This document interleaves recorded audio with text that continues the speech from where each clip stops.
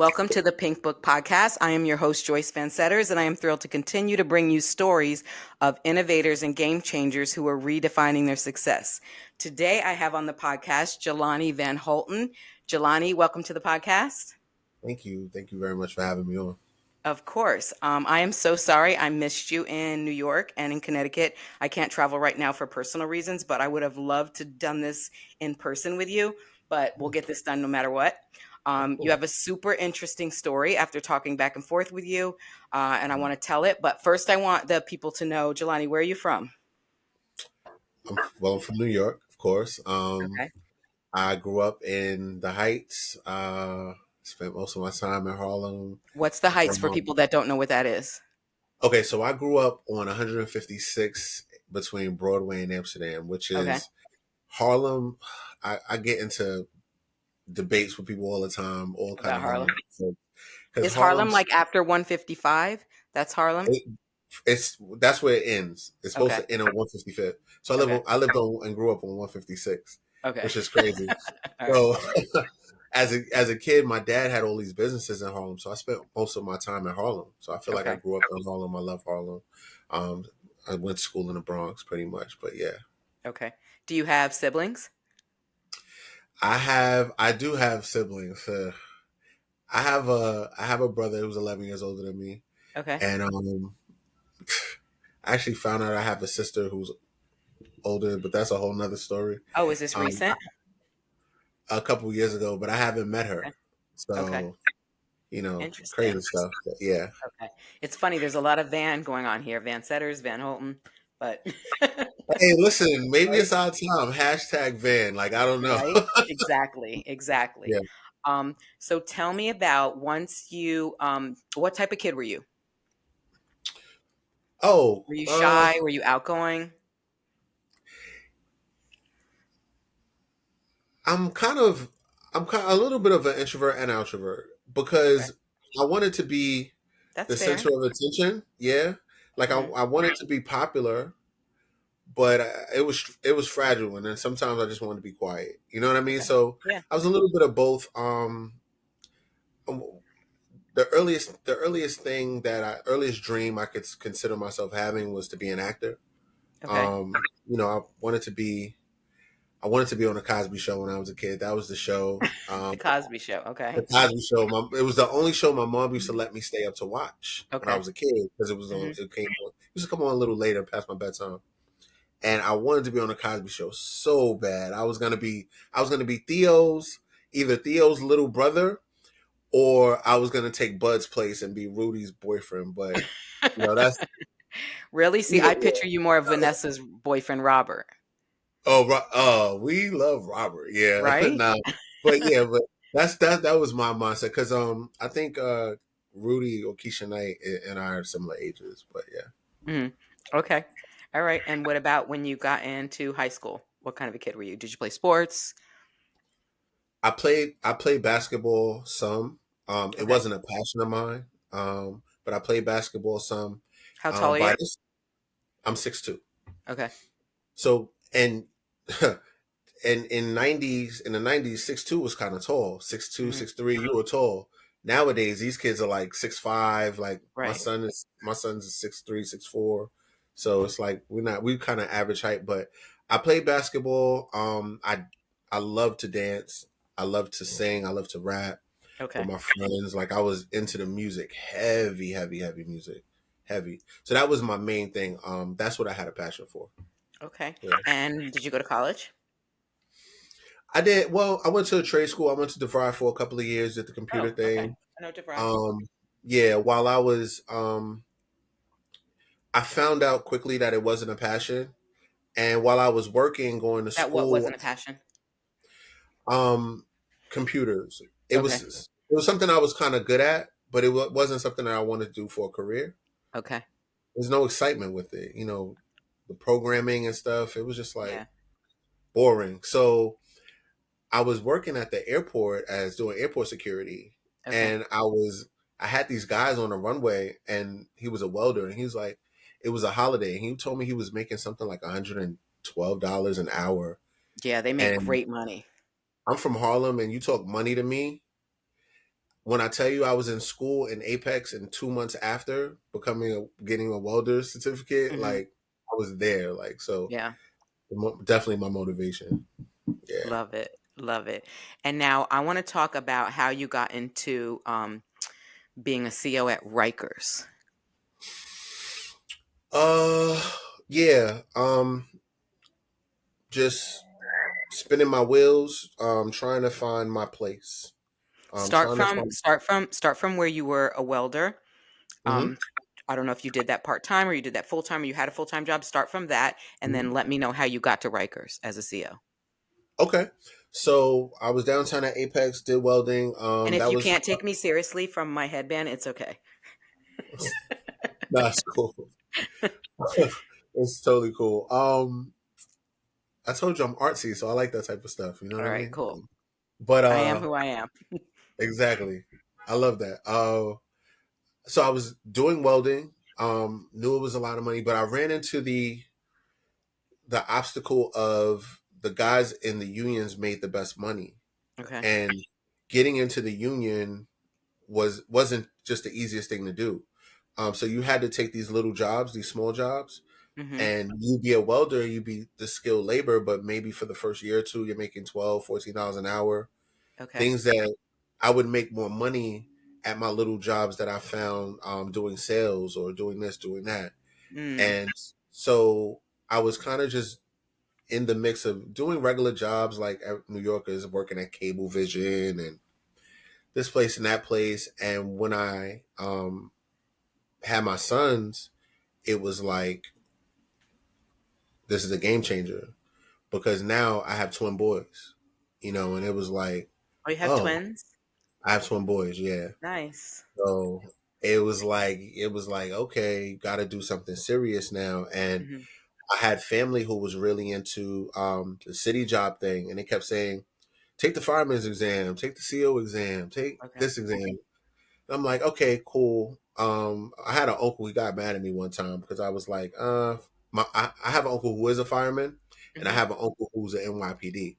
And Okay. the one who's NYPD got mad at me. He's like, take the fireman's exam, and I'm like, I'm not running in no burning buildings, man. Like, I don't Right. care. Like, he's like, but he saw more than I did. So Yeah. I took the fireman's exam, and I took this. What did you think of it? I'm just curious because I've taken the police exam and the fireman's exam when I was in my 30s, not for any other reason. I took the police exam because I wanted to train. I'm a personal trainer. By Mm-hmm. trade, I wanted to train police officers, but you have to take the police exam in order even to do that. If you want to Gotcha. train them in their facility. And I took the fireman's exam, and I thought the fireman's exam was actually harder than the police exam. Okay, I never took the NYPD exam. Okay, I took corrections and fire the same got it. year. Okay. Um, the fire, I was so ready for it because I practiced, and then, like I said, I have family who's in that line of work, Hmm. and I had family who was on the island too. So I studied for that exam, and the just corrections called me so quick after the exam. I had I I had like a 97 or a 98 on the fireman's exam, and I was Okay. still like 101 on the list. I was like, Nice. how? Right. But so many people took So it. many people, yeah, Yeah, yeah. and they got And extra points. I didn't even want to be on the fire department. I took it because when I went to school, I went to Seton Hall. When I went to school, we had like a group that it was like a firemen's group, and I was the only Okay. woman in there. Obviously, I wanted to be with all the boys, but I only took the exam because everybody was like, "You're not going to be able to take the exam." So I was like, "All right, I'll take it." I don't actually want to be a fireman, but I want to take the exam. Yeah. See, I have a little bit of that too. Like, don't, don't test. Like, don't. Yeah, Once you put it out there, you challenge me. Okay, yeah, now I'm with it. it's on. So I love a challenge. So, which is kind of how I ended up, on Rikers, and I had never did anything like that. Never been in jail. Never been locked up. Hmm. Clearly, growing up in New York, you got friends who are, you know, on the other side of the tracks doing whatever they're Absolutely. doing. But I was still always able to be me, regardless of whom I was around, which Hmm. was good. So I wanted to be in the CO, becoming the CO. Yeah. Okay. Rikers is wild. So, It is. I don't know, like when you first got into that, like how I don't want to ask you were you scared, but like what was that approach like? Like what was that entrance like? What was that intro? Uh, definitely nervous. If I said it wasn't a concern, I'd be Hmm. lying. Like Rikers You're has, 6'2", and how much do you weigh? I'm 6'2", 300 pounds. How much did you weigh then? I was about like 270, All right, so 260. still a big presence. Yeah, Okay, all absolutely. right, go ahead. So I wasn't timid or scared of anything Mm, as far as altercation wise. And I had a mom who was really used to drill it into me about speaking, okay. talk, how to articulate yourself, express Mm, yourself. And most times you doesn't have to get physical, but when I went into Rikers, I was definitely concerned. It has a okay. huge reputation, Yeah. very huge reputation. And I've heard all the stories. I've seen people. I just got home and heard crazy stories. Mm, So it was like, okay, I'm going into something I have to take seriously. yeah. Absolutely, hands down. Yeah. So, how many years did you spend there? Technically four. Yes, I Four say years. four. Uh Okay. huh. I In, went on a in leave that, after that. what's that? No, I said I went on a leave of absence after that. Leave of absence. Okay. So before we get to that, in that 4 years, I want to know like the craziest story, if you can tell me, that happened to you, or that you were a part of, or aware of, witness of. Going through Oh stories. boy. I don't know. You know, I'm scared um, now. um, it- the craziest story really that I'm aware of is, uh, and something that just made a big impact on me. As far as I feel like, if you lose respect for the island and what it is, that's you could be in a lot of danger. What do you mean by So, that? um, Rikers Island has a very big reputation. COs have a very big reputation. Okay. COs are known. If you're talking to people who have gone to jail and spent time around there, COs, they think COs just want to beat you up, hurt you, Okay. violate you in a sense. There are people who get arrested and they're automatically adversarial towards correction officers, right? But Mhm. these are the same people. You could go down the street and go to a deli, and Tony, who's your favorite guy, makes your favorite sandwich, has been in jail for 5 years, but you don't know that. So you have people. These people that are in Rikers Island, they're just people. They're really just people, right? Okay. And when you go in there and these people have these bad experiences, it may not. You may not be a person who engages in certain behavior or treatment of people, but because you're wearing that uniform, it's an association, right? Right. Um, so one of the craziest stories I always tell is when they put me in a housing area, which was the punitive seg area. It means it basically these guys had 1 hour out of their cell a day, and I So like went in one this hour of sunlight. 1 hour Wow. out. Yeah, I don't. I think it's against the law. I don't think they do it anymore, but at that time they were still doing it. Okay. So I went in the cell area, and as soon as I went through the door, I'm hearing people banging on the doors, making noise. They're yelling at, and I'm like, what the fuck is going on? You know? Yeah. And um, I come to find out, I used to work the 3 to 11 tour, and I come to find out when they have breakfast at 5 a.m., they never got breakfast, so they hadn't eaten all day. They never got breakfast, and now it's time for them to eat their second meal, and they Okay. haven't had that either because the officers who were working in that area were scared to go down the tier. Why were they scared to go down the tier?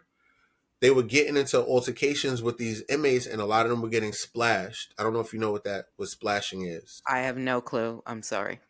Okay, cool. I will explain it. I'm not So, familiar. splashing is when they take something that they can fill up, like a toothpaste, an empty toothpaste, Okay. and they'll put urine in it.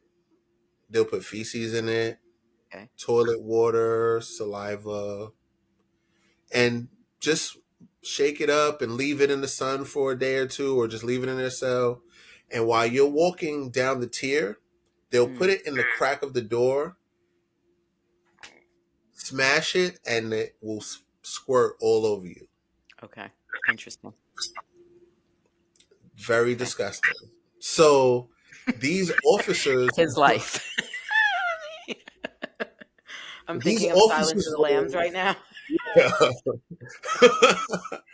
so they were scared to go down this tier for whatever reason. Okay. All this stuff was happening.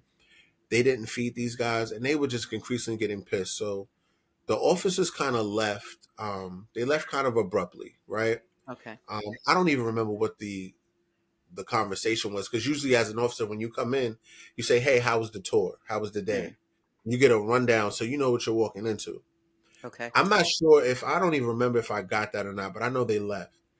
Um, so I made an announcement on the tier, was what we call it, and I just told them, "Listen, man, I'm Officer V. I know you guys haven't eaten." I gave them the rundown. I said, "I'm going to feed you guys your breakfast. I'm going to get these guys to the shower, and then after breakfast, I'm immediately just feed you guys your next meal, so we could get this rolling." Like, I was the floor officer. It was nothing else for me to Mm, do besides okay. get this rolling. I had 8 hours to be there. Hmm. So I had got a few of these inmates to the day room where the television is, Hmm.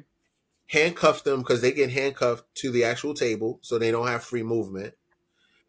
And then I was having another officer start the get ready to start the meal, and I had another guy. After they were secure in the day room, I had another guy that I was walking up to the showers. They also get handcuffed inside the shower. Um, while I had the second guy to take to the shower, because I believe, if I remember correctly, I believe it's enough for three Okay. inmates in different slots. All I hear is a commotion, and if you've worked on Rikers, you know what fighting sounds like. The tables are plastic a lot of times. There's just it's a thumping sound. Boop boop boop boop boop boop boop. You hear. So I'm like, what the fuck is going on? So they're yelling, they're fighting, they're fighting. In my mind, I'm like, how are they fighting? They're handcuffed to the table, not next to each other. Like, how are they fighting? So Mm. I had to get the inmate that I had to the shower to secure him to then go respond. The officers that left neglected to tell me that one of the inmates had took their handcuff key, and they Had never done what? reported. I'm sorry, what? So there's a slot on the door that you Yes. try to feed the tray. You give them their tray through. Yes. One of the inmates grabbed the officer and took his handcuff key. Oh, So he had a handcuff key that they never told me about so he was able to before they take his left. handcuff off. So when they got to the day room, they just uncuffed themselves. Whoever was having issues with each other, and started fighting. So now I'm in a whole freaking melee with people fighting. I got people in the shower. And it looks like I have to hold this bag now, because Yeah. now they're coming in, they're spraying people, they're responding, and it's like, what it was just terrible, because I was pissed, one, because that wasn't my normal housing area. I had a set Mm, housing area already, and they decided, I guess, since they were having so much trouble, to take a couple of officers who they felt were stronger officers and put mm. them in that area to run it for that day, and take me out of my normal housing area. So I was kind of pissed off about that. But then to be taken and put in over there and have that happen, it was just like, I was really upset about that. Thankfully, nobody got seriously injured, and we recovered the key, and they found out that they had a cuff key and all this other stuff. But stuff on the island happens in a flash, really, like in a blink of an eye. What would you say your in the 4 years of working there, your mental health was like?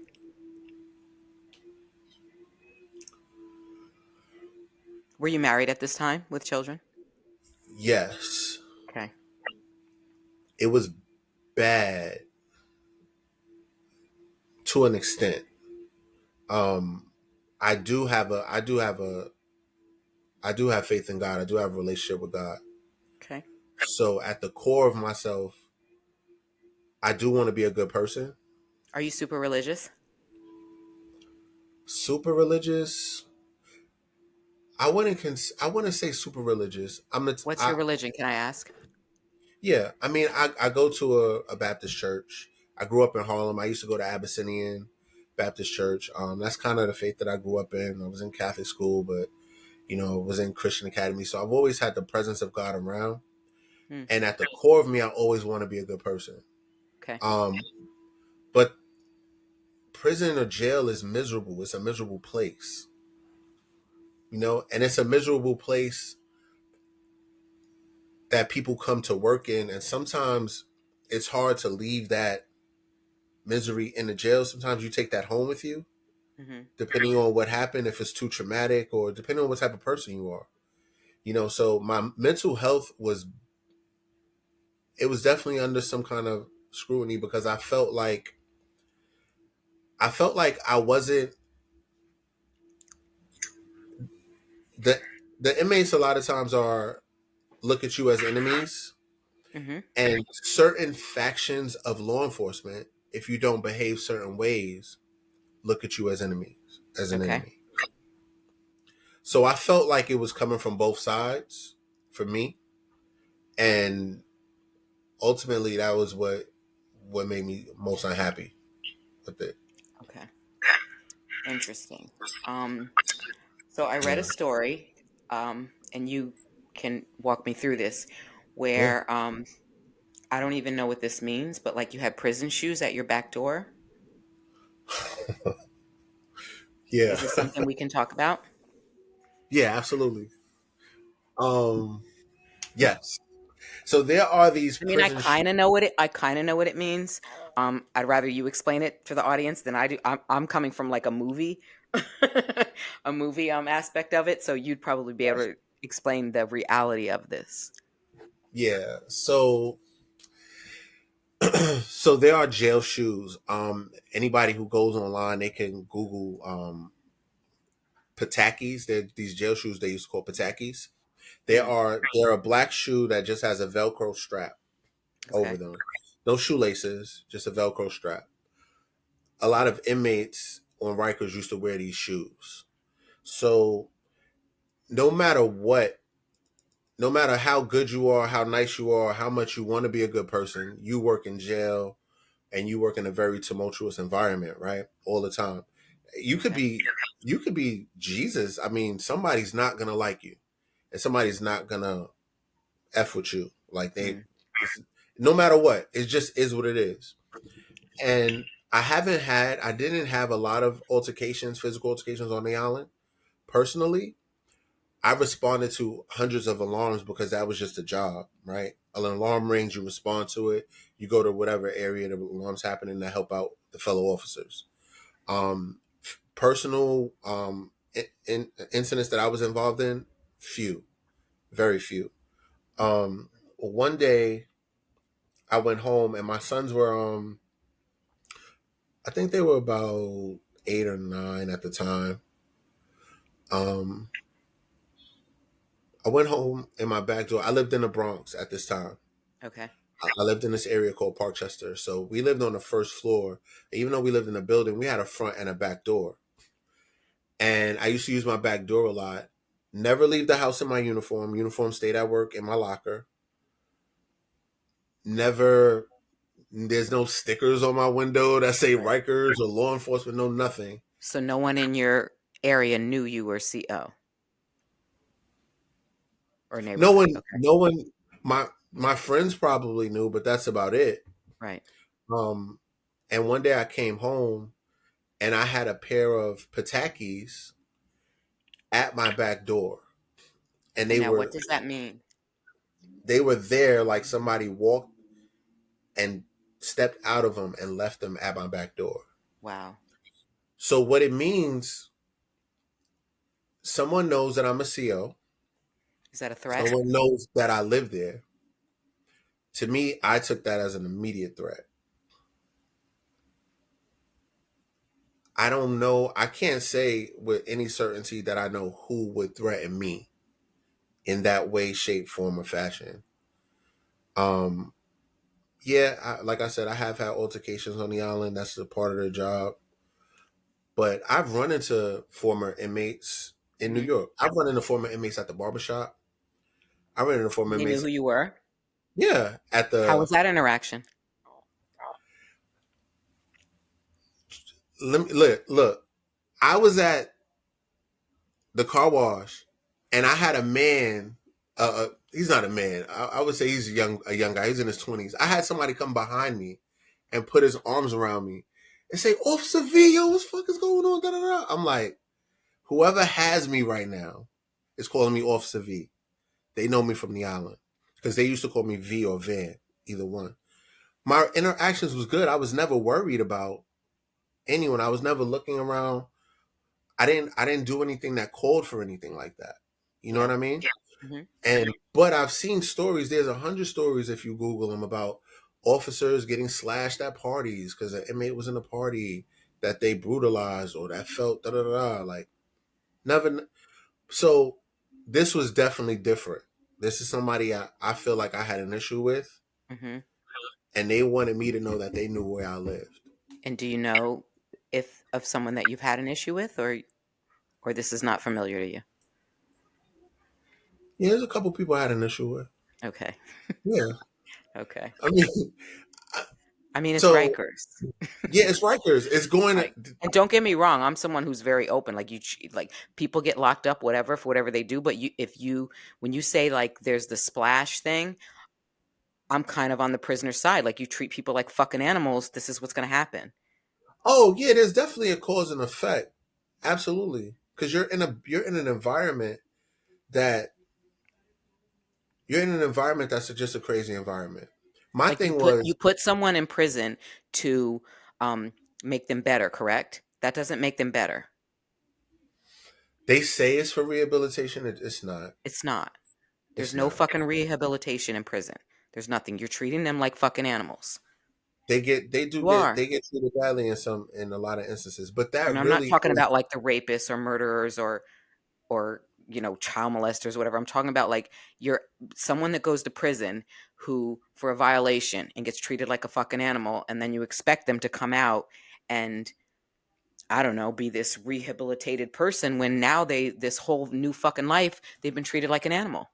Yeah, yeah, but what I was saying is it's really the officer, right? Because what you could do if you just do your job and not make it personal. Yeah, There's some officers, unfortunately, who make it personal. There's some officers who do things that I wouldn't engage in. I don't need to know why you're in jail. I really yeah, don't. yeah. I don't care. I'm here to do this job. Mm, What got you here is what got you here. This is my job. And I would just tell my inmates all the time, listen, don't cut anybody on my tour. Don't fight. And everybody eats. Because there used to be people that they would like bully and take their food or not let them eat or whatever. And that yeah. stuff like that. I can't allow stuff like that to happen on my watch. But it was just about the job. But yes, if you treat someone like a not human, stuff is gonna happen to you.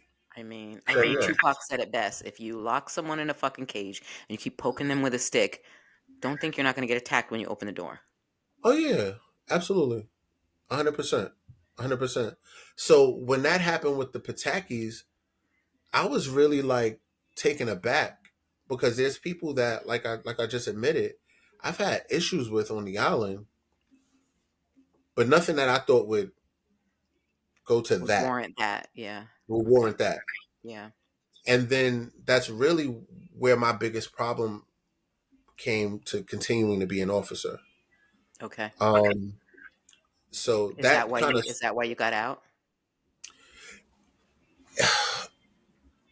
I felt I felt really disrespected by the response of the department. Okay. I felt really disrespected.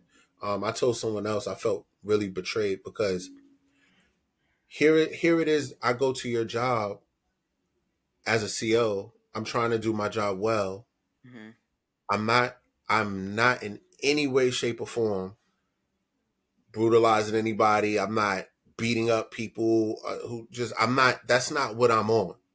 Um, I'm doing my job, and I had gotten injured on the job because we had these doors that we used to have to use a metal bar to open and slide open. Okay. I used to get stuck, and one day I was one of the doors got stuck, and I was opening it trying to let an inmate out, and tore some tendons in my wrists.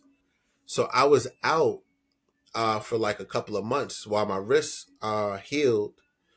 And when this all backtracked to this situation that happened, I felt it was very serious because my sons ride their bikes out there. You know, my wife's coming home with my kids, and now you have somebody telling me I know where you live. Yeah. So I went to the department to do things the right way and apply to be able to carry my pistol, to be able to carry my gun. And they denied me for that because of the time that I spent out because I was injured on Interesting. the job. And anyone that knows me knows that I'll jump into the sun for my kids. Like I don't that family thing is a really real trigger for me. I don't play with them. I don't and I felt so mad. I felt angry. Hmm.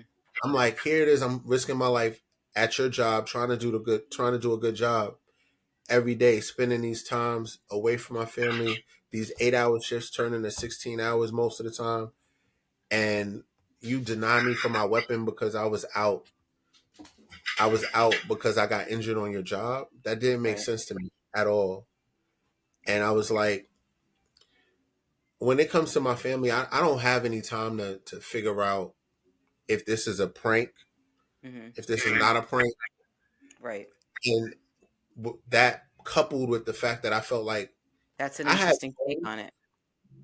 yeah, I have friends. I have friends who are COs that Hmm. I really like. We think along the same pattern, the same wavelengths. I have people that are COs that I don't like at all because I don't like how you handle people. I don't like your. Hmm. I'm not with your type of behavior. The One stuff second. that I'm you just do. open my door. All right. Yes. Go ahead. Letting my dog out. No problem. So yeah, so I have people. There are people in law enforcement just like there are people just outside that you don't like and that you like. And the Hmm. people that I like, I mess with, and the people that I don't like, I just stayed away from. But I felt like the majority of people, I felt like I was in a profession that was against you on both sides, and that Mm, it was hard. that's It was hard. understandable. Yeah. Yeah, but So when you got out of there, tell me, so I've seen your demo reel. Tell me how you got into acting. I told And you I were you, wanted are to. you, is this the reason you're in the tri-state now? Like because you're filming?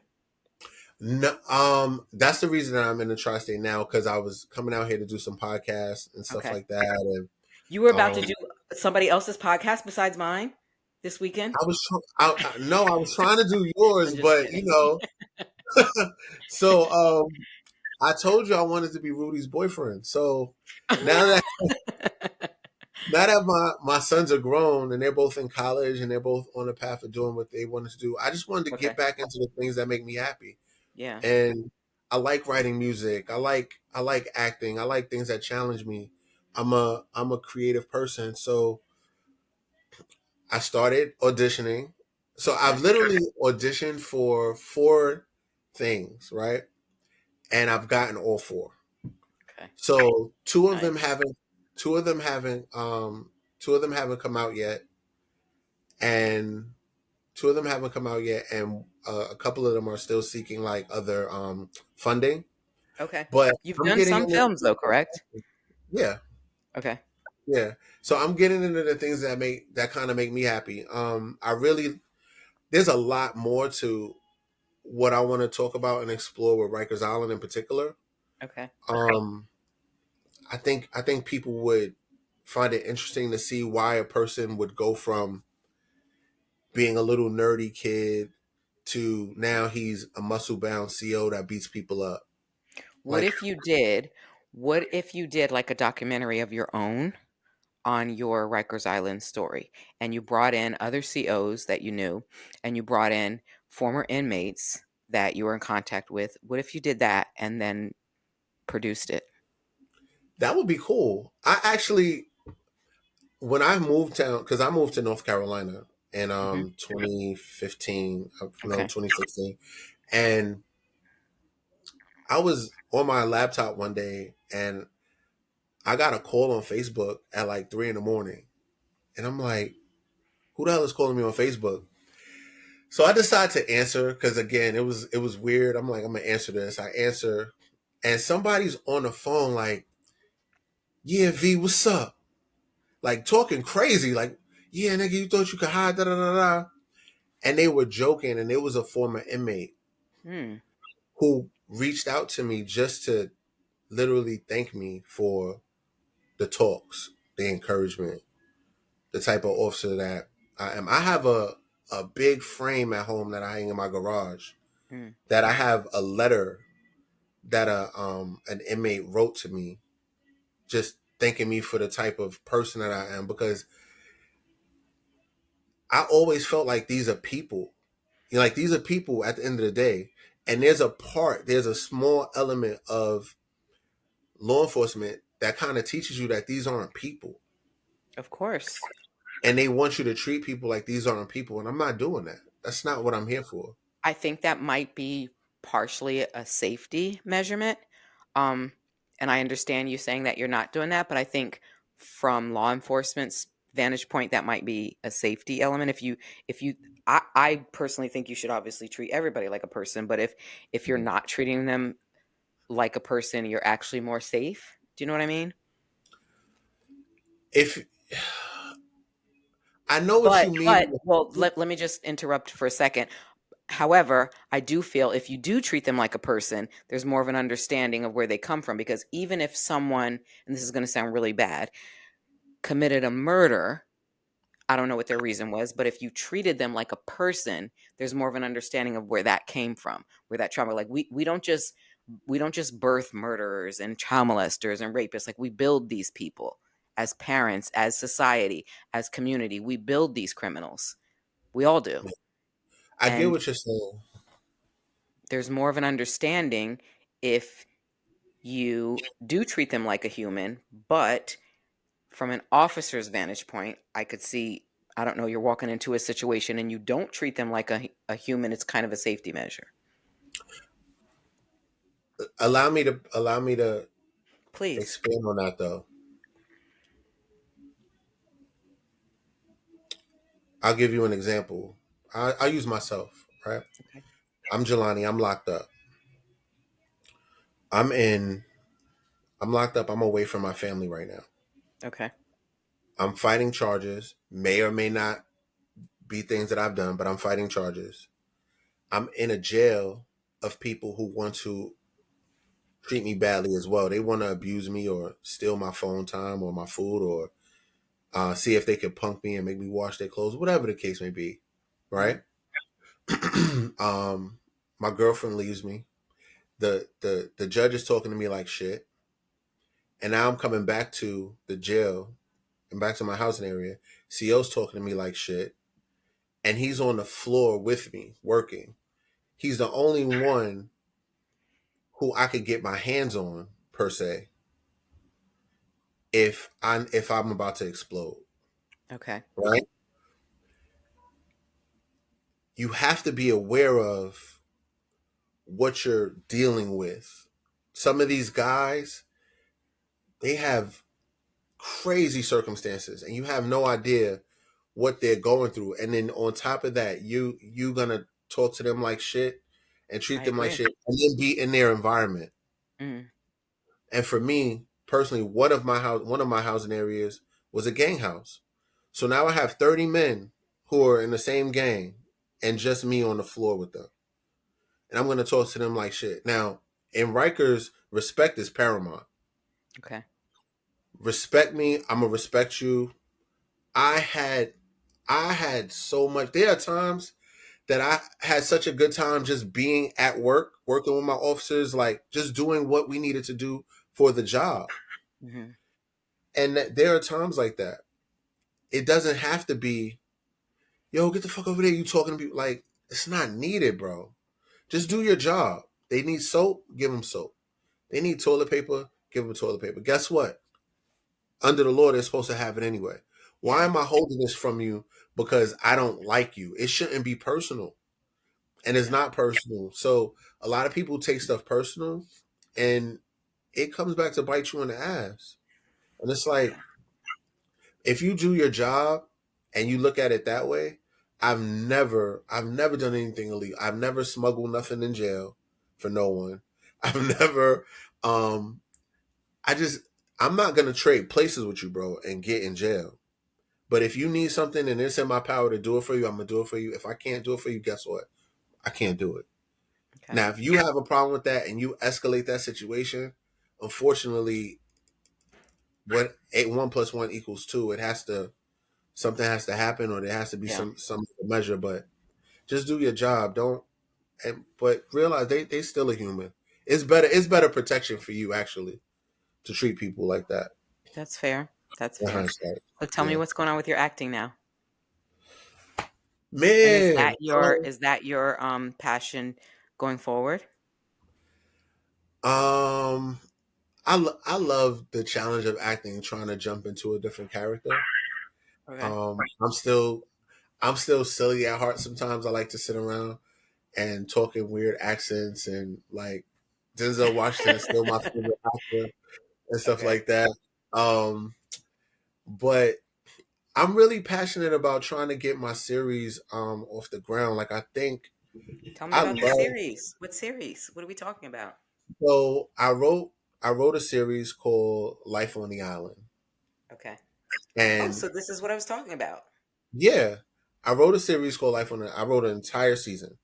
Okay. Um and I want to show you through my experiences the things that you encounter in the academy, the things that you encounter when you're first in Rikers, the to give you some history about why certain things are the way they are. Did you know that people don't know that there was riots on the island to get black correction officers because some there was a point in time where there were no black correction officers. So Wow. inmates actually rioted to get black officers You and to see get that? people of color. So like all of this stuff, there's a lot of things that people don't know. People don't know about, there's a lot of officers who they have problems at home. They're going through marital stuff. They come to work, under pressure, and then they go home and commit suicide. There's so Mm. many things that happen and that I've experienced being on the island that I just feel like it would be such a great show. And Are you producing this? Your company's producing this? I wrote it. I'm the creator of it. I'm not producing it right now. I'm kind of looking for partners All to right, we're do going to talk more. about this after the show. Let's talk about it. Yeah. Let's talk about it. Because I really think Power was one of my favorite series. Like Me I too. love Power and Snowfall, Yes. and I love crime things, crime shows and shows that have to do with Wait, you you like know, Snowfall? huh? You like Yes, I love Snowfall too? Snowfall. Did you see I I had DeAndre on the podcast? I love doing Snowfall. I really did. I did. It's crazy because I watched Power, so I was such a Power fan. I Mm, waited on Snowfall, and then I got into Snowfall later. But I can't say which one I like better. okay. Yeah, I feel a little bit, but The yeah. good news is you don't have to pick. I know, right? I know, right? So, but I feel like the drama and stuff that you would see if you got a glimpse behind the curtain of a correction officer Yeah. would be able to rival that type of drama. Okay. Okay. Yeah. I had a couple of friends that were COs at Rikers. They're no longer Really? here. Yeah. Yeah, Sorry we'll to hear talk about that at another time. that. Okay. But yeah, I kind of get the same story from you that I got from them. So, Well, I um, knew I knew I was in a little bit of trouble mentally. I'll tell you something that scared me. I know it's kind of off it's okay. random, but I was feeling under such pressure after what happened with what I feel was my that threat The Patakis? and going to the island. Yeah. I was driving to work one day and I was gonna go across the Whitestone Bridge. Hmm. And from the outside looking in, I mean, I was making good money. I had my nice white Mercedes. I was driving and I saw a Coca Cola truck, Okay. the ones that deliver. Hmm. And I heard a voice in my head, and I lie to you not, it makes me emotional thinking about it. The voice in my head said, crash into the truck. You won't have to go to work. Wow. And I said, yeah, it's time to go. Yeah. Said, crash into the truck. You won't have to go to work. Just crash your white Benz, which you love. Just consider possibly hurting yourself on this highway, and you can stay home for a while and make sure everything is okay. How did That that you make you know, feel? in the moment, I honestly said, "Who the fuck was that?" That wasn't me. Like that's nothing.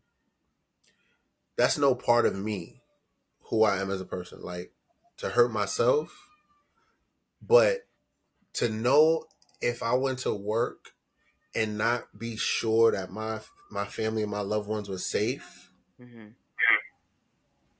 Hmm, We're done here. Yeah. we're done. That's it. So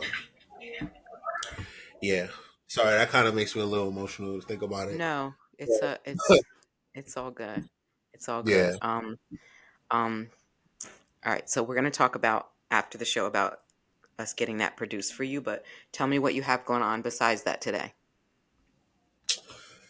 Um, what do I have going on today? I mean, nothing. I started writing some music. I started putting music in some of these independent films that I'm in.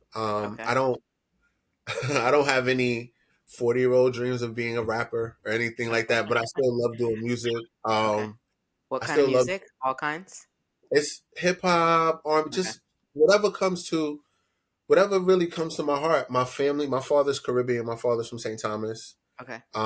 So I love reggae, I love R&B, I love I'm from New York, man. It's a melting pot, you know?